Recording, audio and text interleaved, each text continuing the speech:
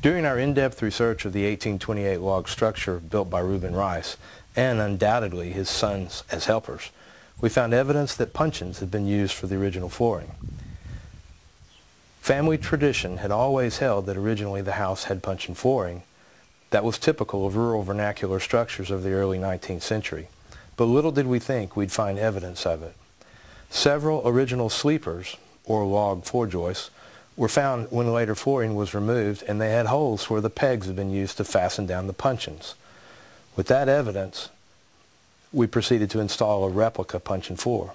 And the reason they call them puncheons, my research shows, and the definition for puncheon actually over in England means that they punched away or removed the amount of materials that would bring everything in plane.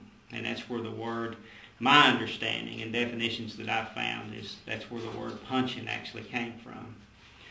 So originally they would have taken a tree and busted it up, just like you would a piece of firewood, probably 5 foot long, and they were different thicknesses, 4, 6, 3 inches thick, and they would use the foot adze or a hatchet to remove that amount of wood.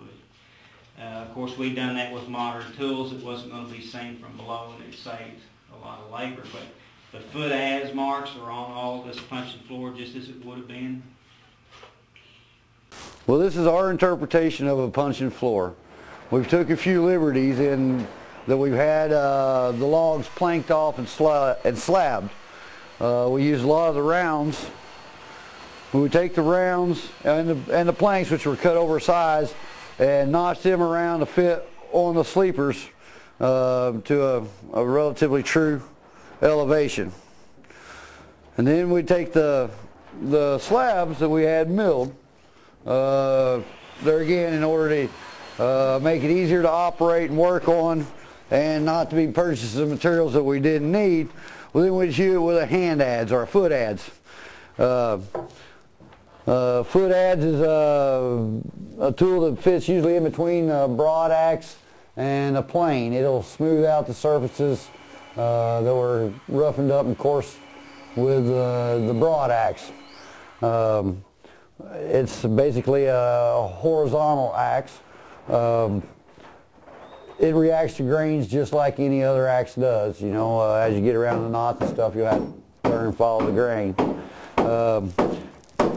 It's a relatively easy tool to use, more back-breaking than anything else.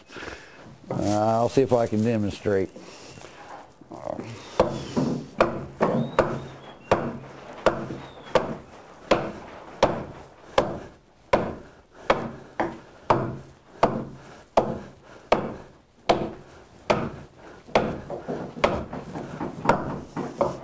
One of the whole keys is getting the axe to bite at the right angle to start with, the adze.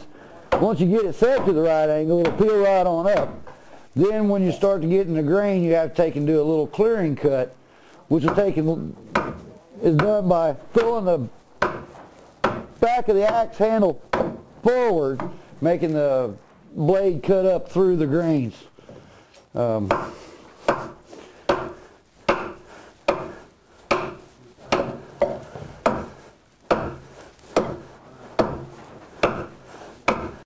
Once we'll take and adze the whole floor or the plank, then it's a matter of fitting them together. And we'll typically lay them butt to tip, or how they fit best towards themselves in their natural state. We'll fit them against each other.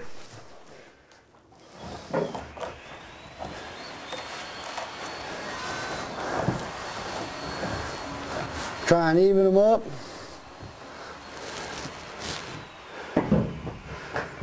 And then through a variety of means, whether it be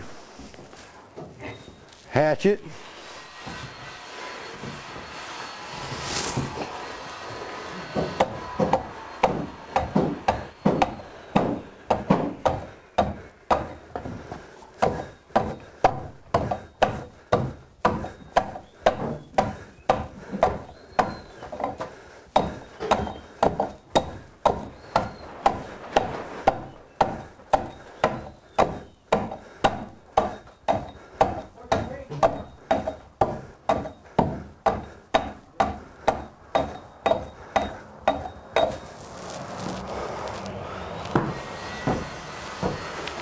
and continue on until you get it till they fit.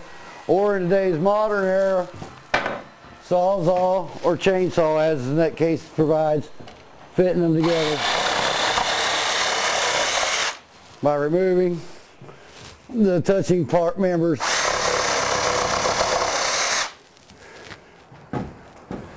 and continuing on until the gaps are closed.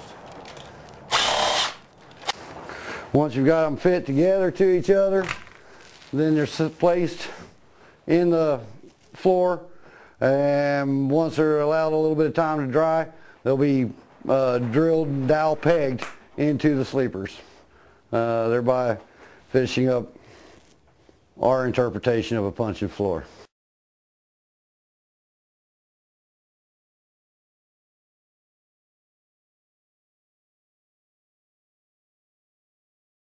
We'll take a piece of seasoned white oak, in this case, and try and find a rather straight grain piece of it, and draw a grid out on it to the size of the pegs that we're going to make.